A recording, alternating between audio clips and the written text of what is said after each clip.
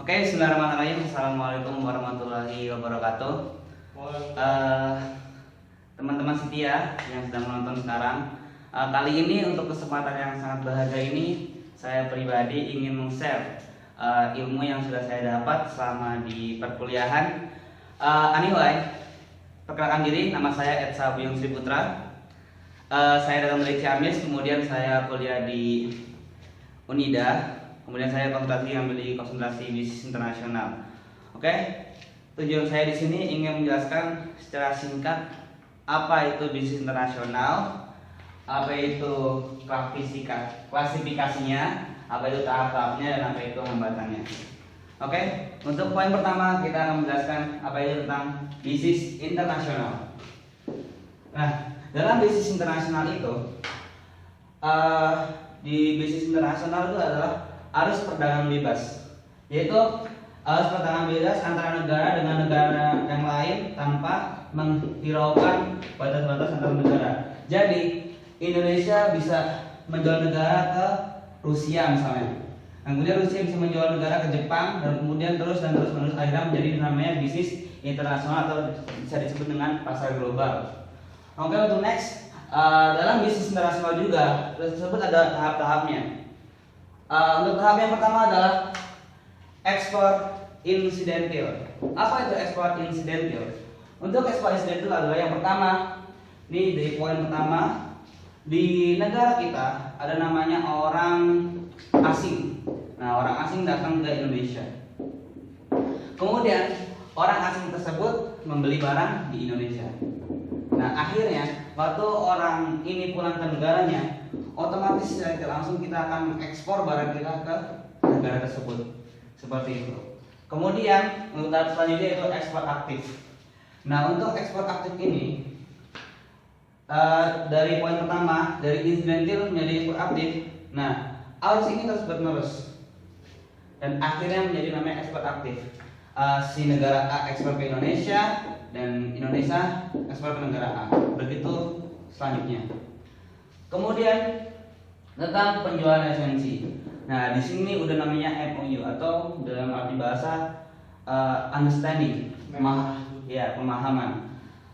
Oke, untuk pemahaman esensi ini, si perusahaan dari negara Swiss misalnya, dia itu menjual namanya produk, kayak brand kayak gitu. Jadi dia itu menjual namanya brand.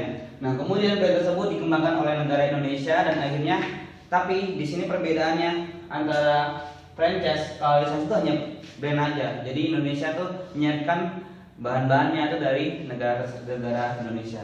Kemudian untuk franchise, nah mungkin kita kenal namanya McDonald's. Nah, di McDonald's ini bahannya ya pokoknya semuanya, bahan-bahan apanya itu semuanya itu dari perusahaan ini. Ini perusahaan dari Amerika Serikat, sehingga barang-barangnya semua diekspor dari namanya Amerika Serikat dan diolah di negara Indonesia. Oke, yang terakhir tentang pemasaran luar negeri. Nah, pemasaran luar negeri sama halnya dengan bisnis internasional, yaitu bisnis global di seluruh dunia. Kemudian next, untuk klasifikasi bisnis internasional, kita bisa melihat tentang manufaktur. Nah, dalam bisnis manufaktur ini, produsen memproduksi yang namanya bahan mentah. Jadi bahan mentah diproduksi dan dijual kembali ke luar negeri dan menjadi namanya dengan harga jual tinggi. Kemudian yang kedua itu bisnis jasa. Nah, bisnis jasa ini sangat banyak sekali di bisnis internasional. Ada adalah psikolog sama bisnis konsultan. Nah, di sini semakin banyak. Kemudian yang kedua tentang distributor. Jadi distributor adalah menghubungkan antara produsen dengan konsumen. Nah, misalnya produsennya ada di negara A, kemudian konsumen berada di Indonesia. Nah, dia dapat yang namanya misalnya Hypermart, apapun itu yang biasanya ada di mall-mall yang besar, namanya distributor. Kemudian terakhir adalah nomor 4 adalah pertanian atau pertambangan. Nah, di sini sudah kita jelas pertanian itu sangat dibutuhkan sekali.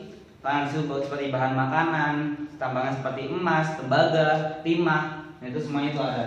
Kemudian tentang finansial. Nah, finansial di sini biasanya ketika itu sering banget Presiden Jokowi bilang open investment untuk investasi asing datang ke Indonesia. Nah, di sini masuk namanya finansial. Nah, finansial itu menginvestasikan uang untuk membangun properti seperti perumahan, apartemen, dan sebagainya.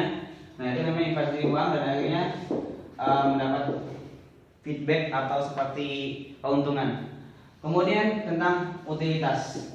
Nah, utilitas ini tidak asing seperti jasa itu untuk umum atau untuk publik. Contohnya adalah sebagai kayak listrik. Nah, listrik ini untuk umum. Nah, ini dibayar oleh pemerintah yang menjadi untuk kepentingan kita bersama. Nah, ini yang paling urgent atau yang paling penting adalah tentang klasifikasi tentang transportasi.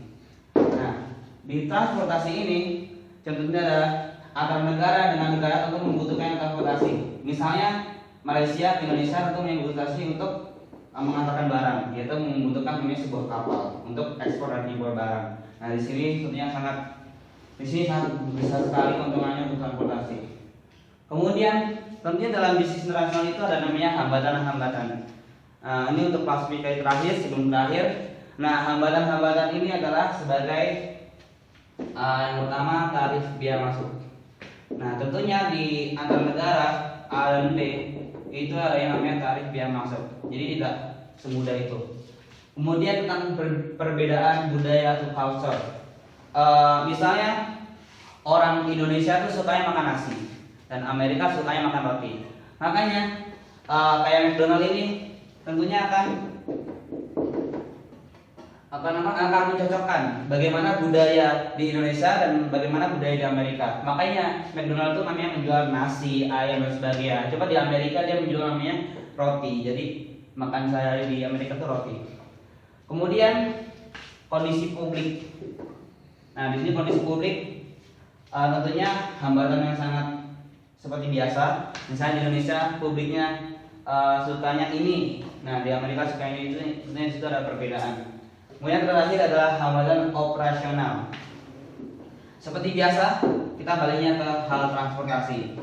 Nah, di sini operasional misalnya di jalan terdapat kecelakaan atau apa-apa. Nah, di sini akhirnya terhambat. Ini hambatan transportasi. Oke kawan, pemirsa setia yang sudah menyimak. Sebelumnya saya terima kasih banyak. Mungkin kali ini aja yang saya jelaskan. Kalau banyak salahnya saya minta maaf. Untuk kali ini, thanks very much. Assalamualaikum warahmatullahi wabarakatuh.